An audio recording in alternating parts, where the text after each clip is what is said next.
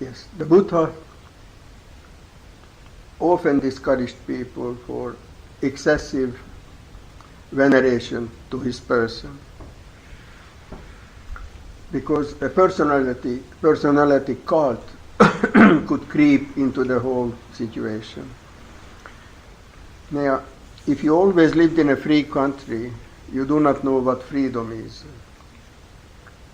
I was grown up in a strict communist country where the personality cult was so strong. Any public place, even movies or theaters,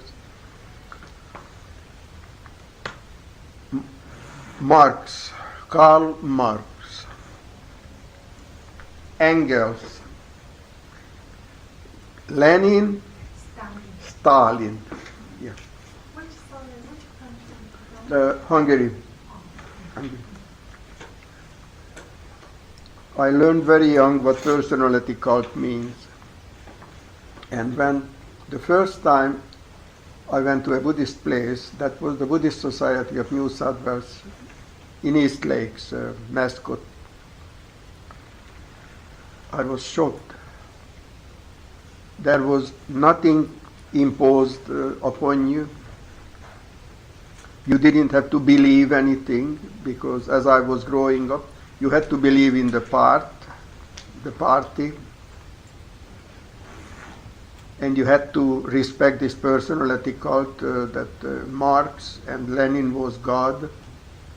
It's horrendous, it's terrible.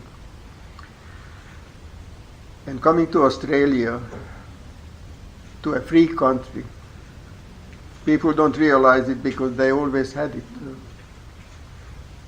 And especially becoming a Buddhist, it felt so good that I'm free.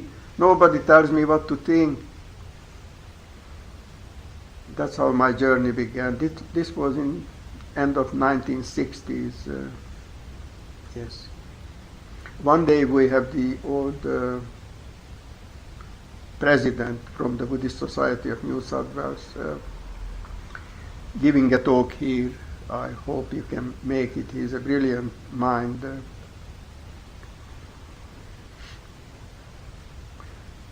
The personality cult depends on how you look at the Buddha. Are you grateful for the teaching? Are you grateful for sitting here tonight? You could be in the movies or in the pub or watching TV, some horrific American movie. I just hope that maybe tomorrow or in the future you remember this old Hungarian guy who's tried to give some Dhamma. So it's nothing to do with the Buddha's person as it is. He's the embodiment of enlightenment. And this is what I can worship or whatever. Not as a person, but the embodiment of enlightenment, something higher. Because at the moment the world is pretty low. We are in a very bad state. If you watch the TV and see what happened in France, I have 5 grandchildren, and I can imagine a truck swerving out of his way to kill them. I often say, what is this? Why is it like that? Maybe one day one of the monks will explain it to us. My mind is not that strong. Sakka, the king of the gods, once asked the Buddha, Lord, why is it we all want to be happy? We all want to live in peace. And still the world full with hatred and killing. And I'm talking 2,568 years ago. Even then there was no peace in the world. And the Buddha said, it's like a mathematical solution. Envy and selfishness. That brings the hatred and the destroying into the world. Envy and selfishness. But because the Buddha always thought that everything comes from causes, no such thing that there is anything existing without a cause.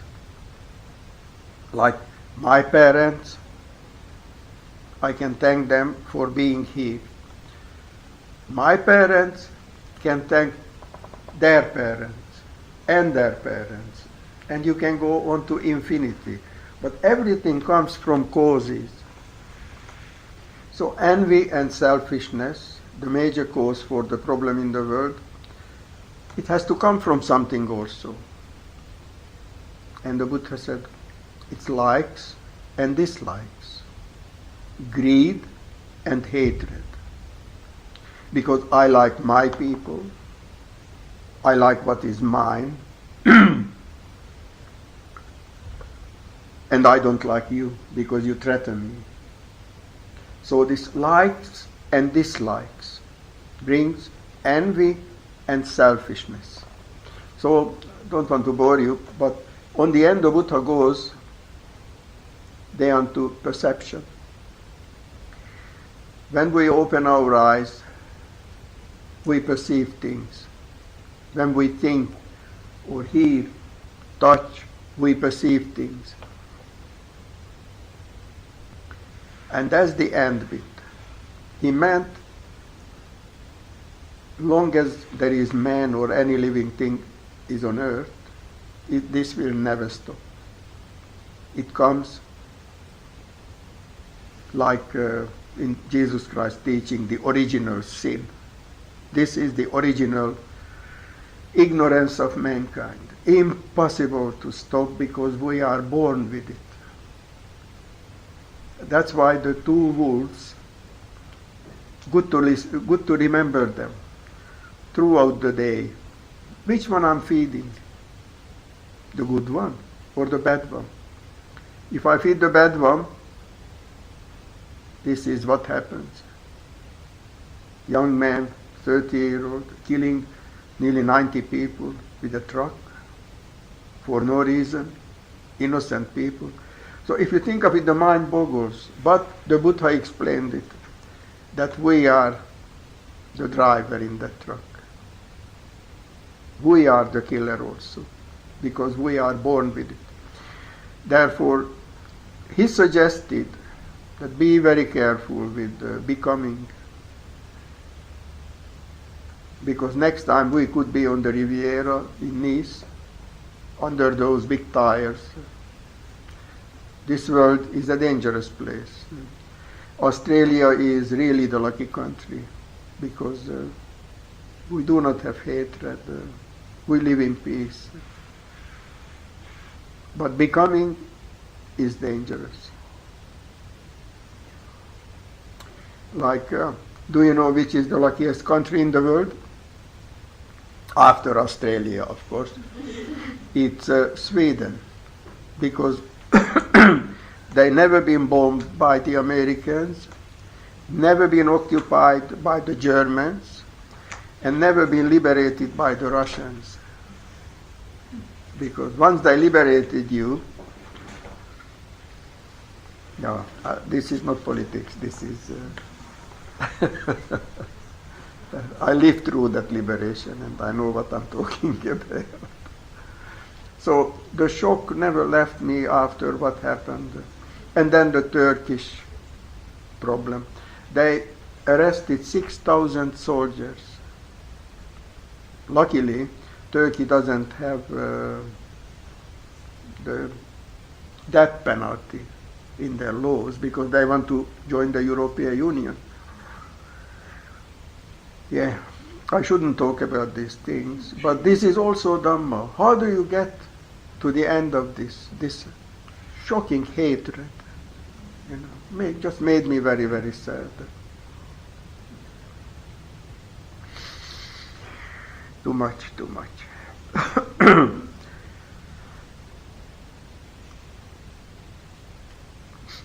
Before we talk about the devotional practice side, I'd like to tell you just two short stories. I love stories because I'm getting old and forget things, but I don't forget the stories.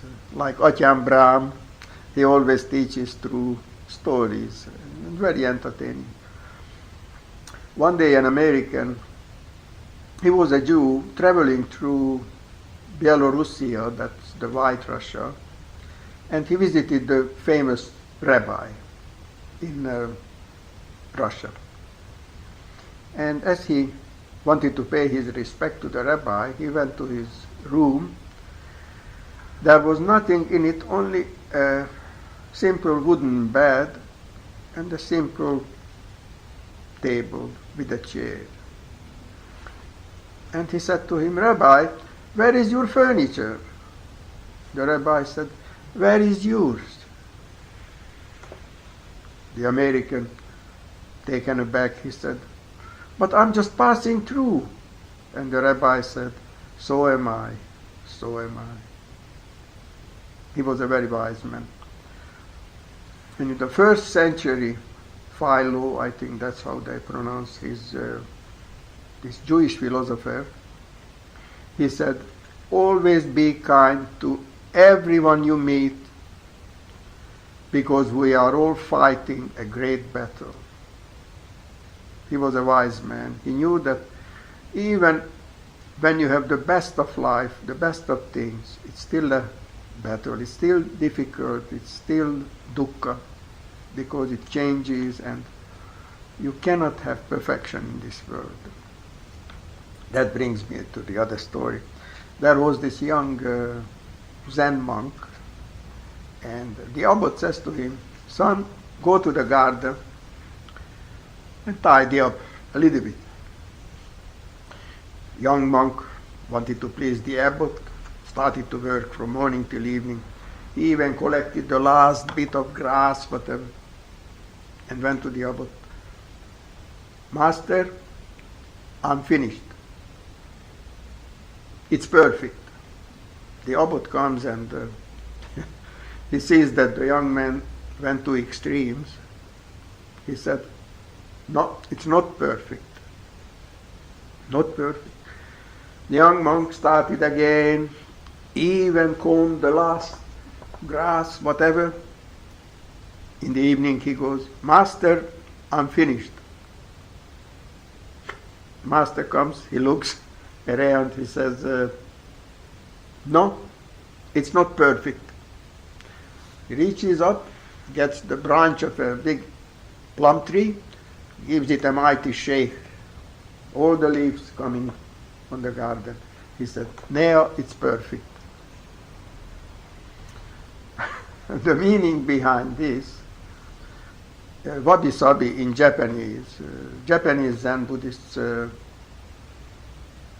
teaching to find happiness beyond the imperfection. Our lives are imperfect.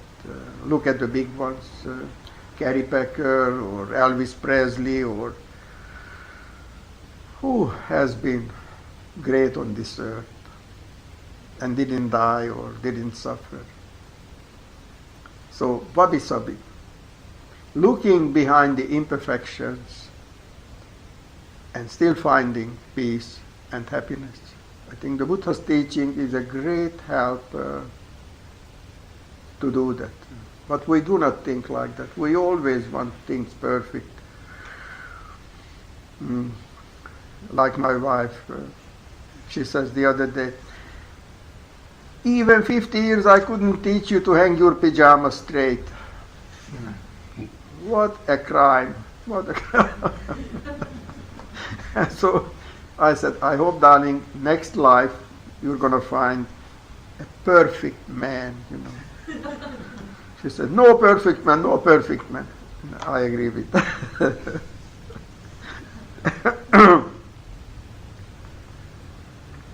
Yeah. So, wabi-sabi. My grandson is a Japanese teacher, high school teacher, just finishing anyway. And I asked him, "What does wabi-sabi mean?" He just came back from Japan on Sunday morning. And have you asked your Japanese friends and people. He was there more than 3 weeks. What wabi-sabi mean? And he said, I asked people, they didn't know what it means. I said, how is it possible that Japanese people, he said, Japanese people not religious. They lost it somehow. They still have monks and Zen still living, but the men of the street not religious at all. Yeah, which is very sad. So anyway, to go back to the devotional practice, if you don't mind joining me for a few minutes of meditation, I'm going to guide you. Please be comfortable.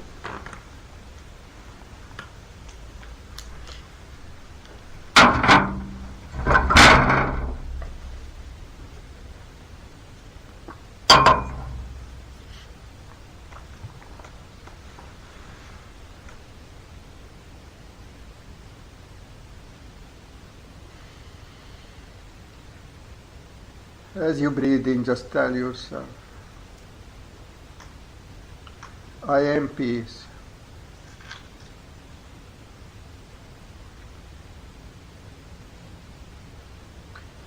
Rising, falling.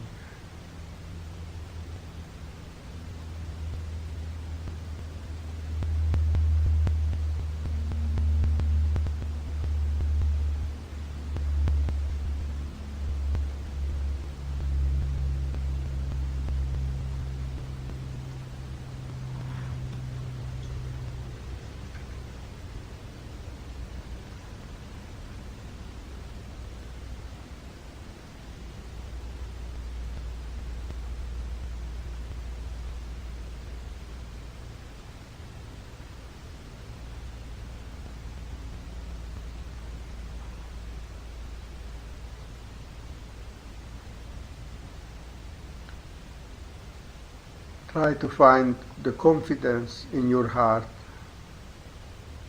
towards the enlightened Buddha. Even if we do not understand his teaching, not 100%, no perfection. We benefited from his teaching throughout the years, all of us, I'm sure. Because his Dhamma teaches us, whatever you do it practically, skillfully, and before you ask yourself, is it for the benefit of my benefit only, or is it for the benefit of all beings? And if it is, then do it.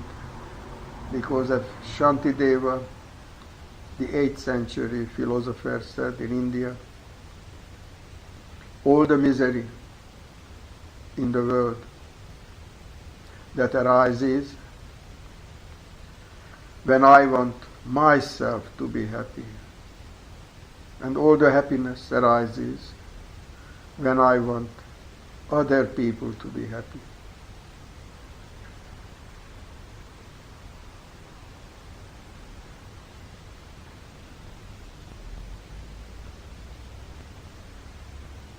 Look into your heart and examine, last time I done something, did I want others to be happy or just myself? And what was the end result? Was it happiness or pain? And then this is a little insight into the workings of karma. Because the Dhamma is purity of heart and joy.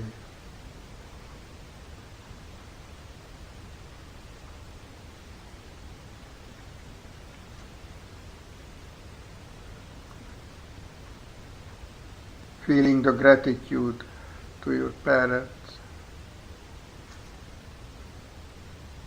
for our health that keeps us here tonight, and good fortune that we can be at a place where there is peace, and we can learn.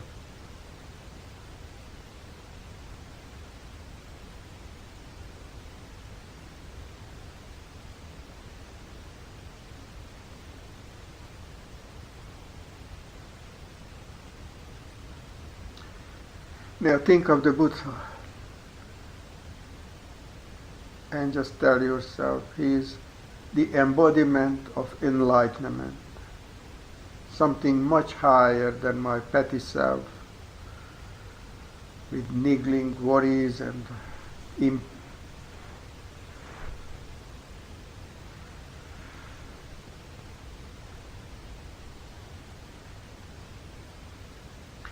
worrying about things like how Frank hangs his pajamas.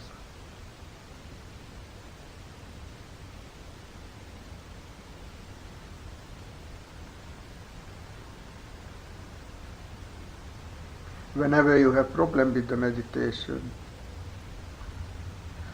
just picture the Buddha in front of you and say, indeed, the Blessed One is thus.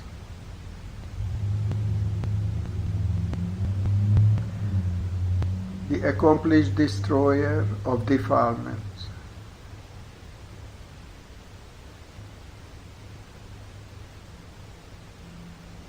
Am I destroying my own defilements?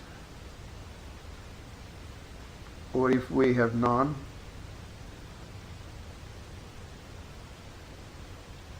that would be the biggest defilement, to think that.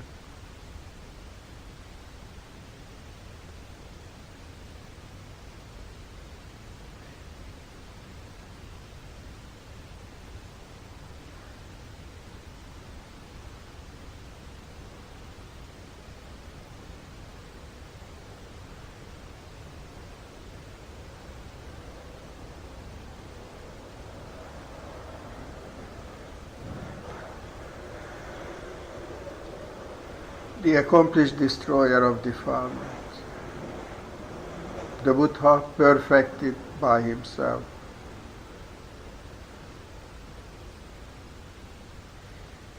His enlightenment wasn't a revelation, wasn't from God.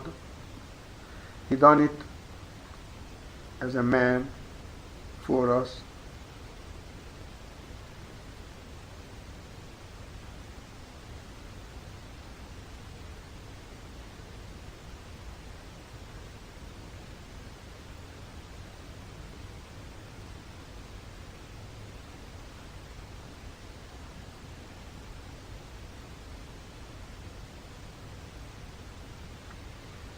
And as he did, perfecting by himself, the perfection by himself, so can we do it. It's a lot of work, maybe many, many lifetimes. But once you're on the way, it's a happy feeling.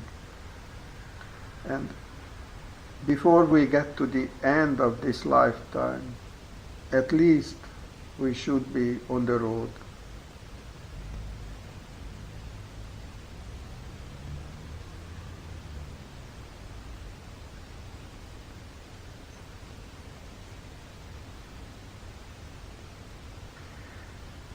He is supremely good in present and in destiny. His words still with us, 2,680 years later.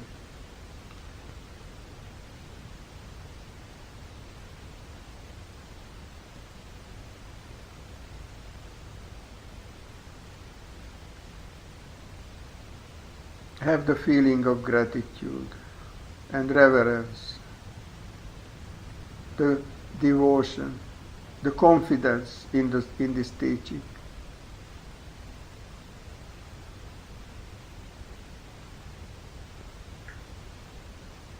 He is the teacher of devas and humanity.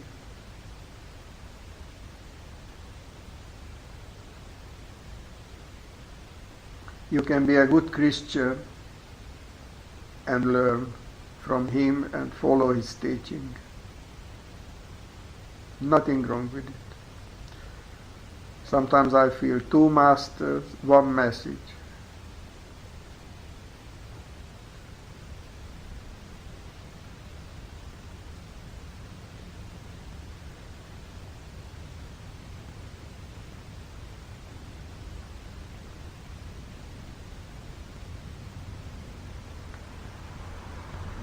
Yeah, he was a knower of the world.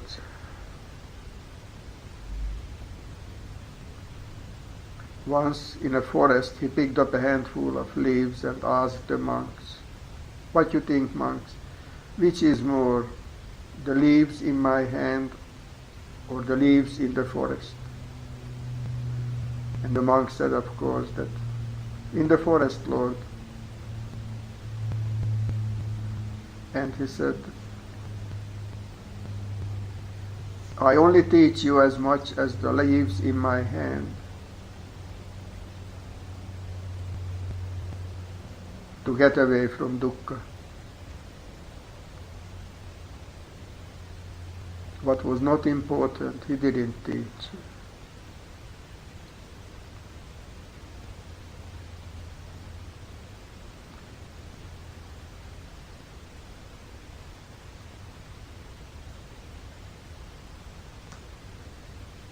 He was the teacher of devas and humanity. Awakened and awakener. He's still trying to awake us from our defilements, from our selfishness. It's a long, hard, but happy journey.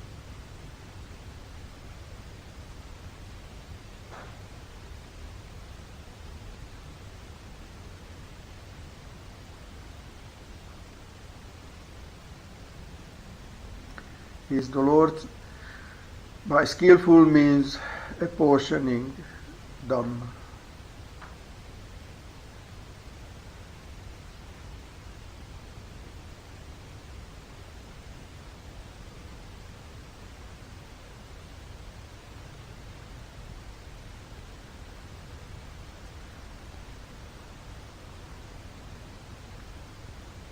If you've never done chanting, it's also part of the devotion.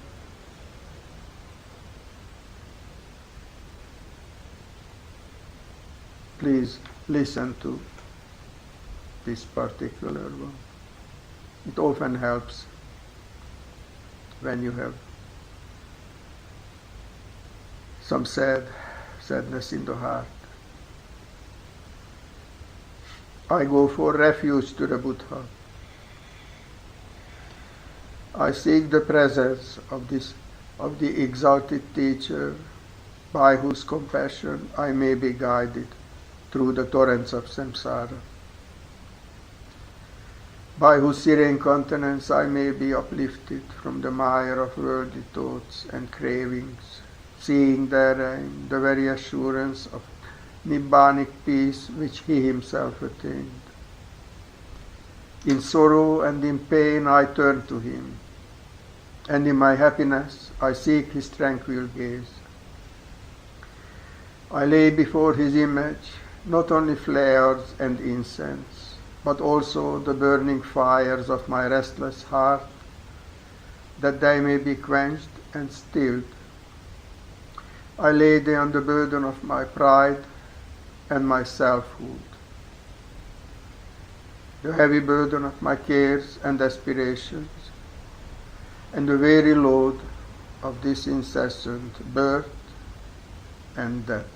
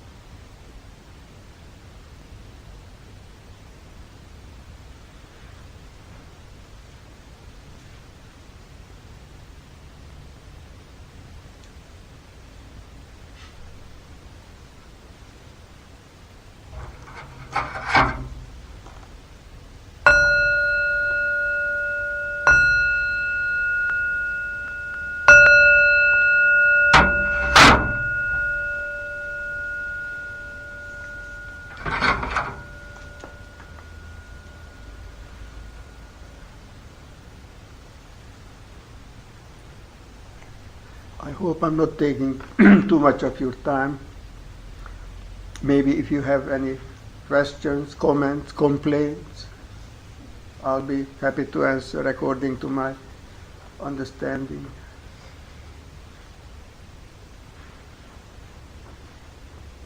Yes. When you were talking about grasping earlier, and Yes. I'm just wondering, how did you envisage it, exactly what it was, and how did you, I mean, I heard you say your way out of it was to remind yourself that it's the cause of suffering, but I'm just wondering about the complexities around working with grasping. What do I mean by grasping? Yeah, but also some, you know, it feels like if I tried to do that, I don't think that would work. Is there other ways that you understand working with grasping? With the grasping. Yeah. Young lady was asking the same question, Yeah. so looks like it's a problem. Maybe it was a guy analogy too, you know. So, you know, who knows?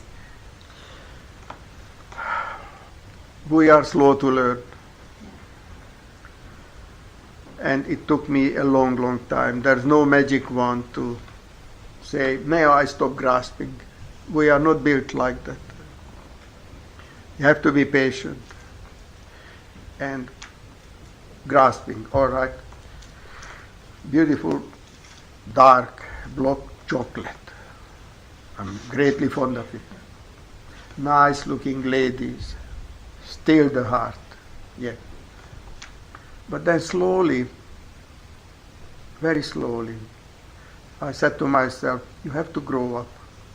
And you have to realize that all pain is coming from grasping. I tell you why. If your desire is fulfilled, then what? New desire. New desire comes. 10 more. Gentlemen, have you ever been happy and say, that's the last sex I have in my life? All right, you have the desire fulfilled. You have a new car. 6 months later, I'm not going to wash it today. Before you were crazy about it. Because of impermanence, nothing lasts. Impossible to hold anything, to keep anything. If it doesn't eventuate your desire, then what? You suffer. Like when I was young, Gina Lollobrigida, she was a famous movie star from Italy. I even wrote her letters for pictures and things like that. So I suffered.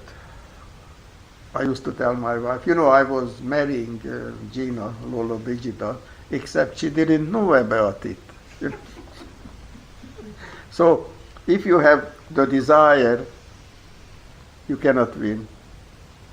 But when you consider the consequences, like a married man getting all those beautiful girls in Bondi, it's a crazy thought, I know. But then what? Pain for my wife, pain for me because I'm not keeping the precepts, I'm a bad man. That's how it works. You have to consider the consequences. Desire fulfilled. Then what? What will happen? Doesn't happen, I'm not fulfilled, I'll be left empty and suffering. Because as in the chanting said, cause of all sorrow is rooted in grasping. And the Buddha went even further. It's not just the chocolate and the girls, but through grasping, you create a future life for yourself. Because when you die, it's going to be there. in the subconscious. The subconscious is, we do not know much about it, but that's how you're going to be born again. If you don't believe it, like some guy said, I didn't believe in reincarnation even in my previous life, which is something to behold. But it takes time. It takes time. And of course, if you're old, much easier to look at the beautiful ladies and the girls. Because easy to be faithful if you're impotent, for example. That's a funny saying, isn't it? A famous actor said that. Oh, yeah. But it is slow. Don't expect miracles. Be gentle with yourself. And before you desire something, ask the consequences. Is it worth it? And another thing, that desire is egotistic. If you have an ego, you'll have problems and always have desires. Like the Buddha explained why that young man killed 90 people in France. We are born with it. We are born with desires. That's why we are here. It's a gentle and very long process. No magic about it. We all suffer. Life is dukkha. Cause of dukkha? Desires. That's the teaching of the Buddha. He didn't teach anything else. The Four Noble Truths. Life, unsatisfactory, cannot have perfection. Pain. Cause of pain, desire, grasping, clinging, attachment. There is a way to get rid of it. Like I have this very strongly in my hand. Give it up. Freedom. It's so simple, but we don't want to give up the desire and the clinging to the I. That's so painful to give up that me, I. Of course there is, but it's only an illusion. And to learn it, as I said, when I came out of the workplace, I slowly watched I, object, contact, liking, desiring. Where did that take me? Suffering. I never got any of those lovely ladies. Yeah, I know it's a rough example, but life is rough in itself. Yeah, when you were talking about to the I, because I'm thinking of even more primal things like shelter, security, belonging. Yes. And so even clinging to those and grasping at those, I'm finding at this age I'm trying to knuckle them, but clinging to the I and just trying to get rid of that, I think that's that makes it's a good counterbalance to those things. Yeah. Is there security on this earth? I'm sure women think differently to men in that when they marry, they want security. They want a peaceful home. It's in every woman's heart, I'm sure of that. I've been married 55 years, so I learned maybe a little thing about women. Not much. But often think of the Four Noble Truths. Life is pain, but we love life. Dostoevsky said that. He was a great novelist. But the cause, everything has a cause in this world. And we always want to have the effect. We always want to get rid of the effect, like the hatred in France, in Nice, killing so many innocent people. We want to fix the effect, but what brought that hatred on?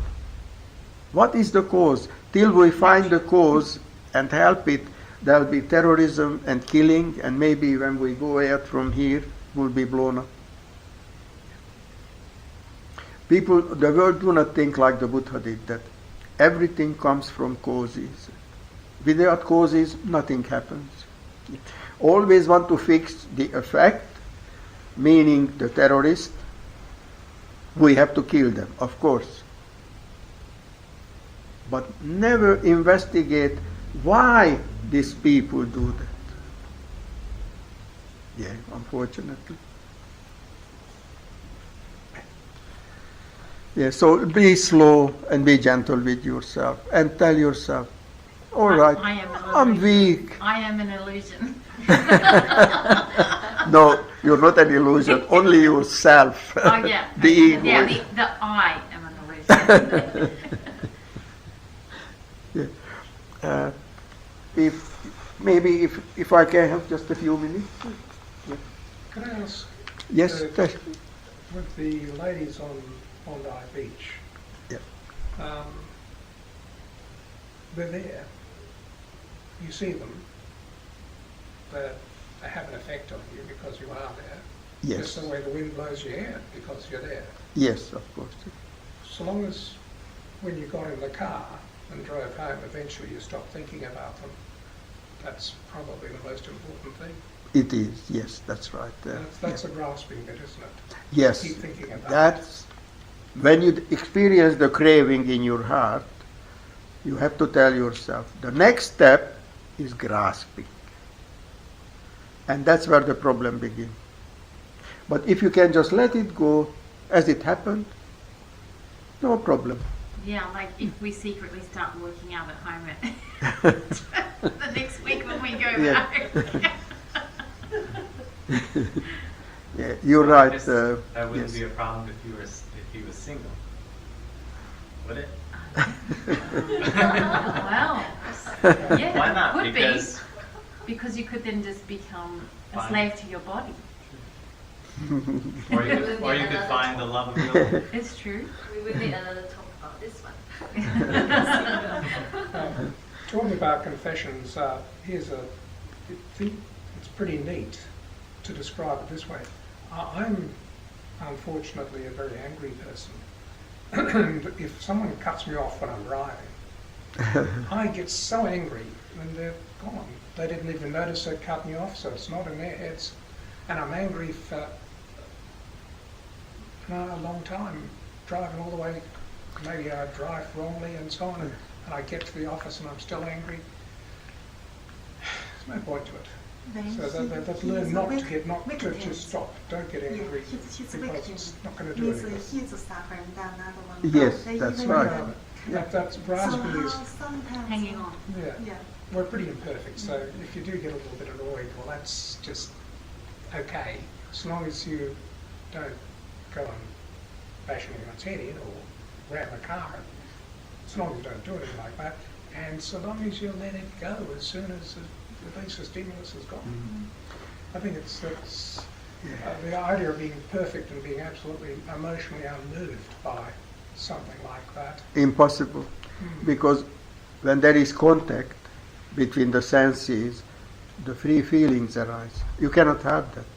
You either like it or hate it or neutral. And that's where mindfulness meditation helps, where you rising, falling, stupid thought, or no, just the thought, pain in the knee, rising, falling, you just let it go. You notice it and let it go. If you do that meditation, when the traffic upsets you, anger.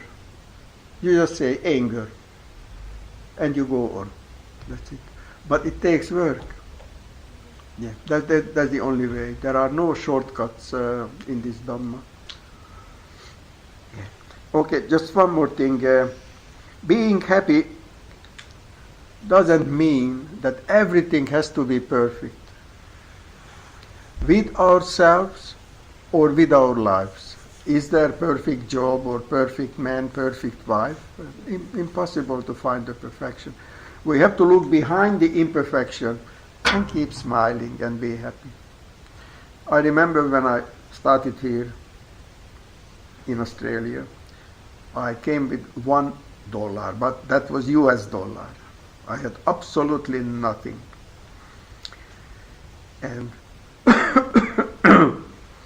I still have some of that nothing. But slowly found things. And the perfection, impossible to find. And just one thing I wanted to tell you about Shantideva. This is a meditation, short, only a few minutes. I won't keep up the house longer. Whenever you struggle or you're not happy with yourself, smile. Be gentle with yourself. That's the only way. If you're too hard on yourself, it's just not working at all. Shantideva's meditations. May I be a guard for those who need protection, a guide for those on the path, a boat, a raft, a bridge for those who wish to cross the flood. May I be a lamp in the darkness, a resting place for the weary, a healing medicine for all who are sick, a vase of plenty, a tree of miracles, and for the boundless multitudes of living beings, may I bring sustenance and awakening, enduring like the earth and sky until all beings are freed from sorrow and all are awakened. Suffering is transcended by total surrender, and the mind attains to nirvana, as one day all must be given up. Suffering is transcended by total surrender. Everybody understands his own or her way what is total surrender. So you have to give up. You have to let go. Give up, Relaxing. relaxing. Yeah. Anybody else? Total surrender? Non-attachment. Non-attachment. Yes, fantastic. That's total surrender, all right. For me, the total surrender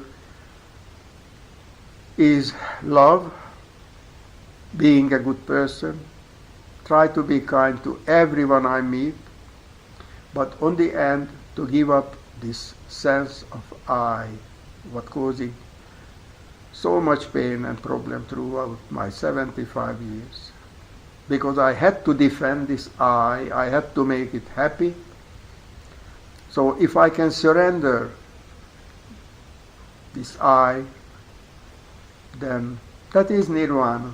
Yeah. I hope you all will meet me there. Thank you very much for putting up with me.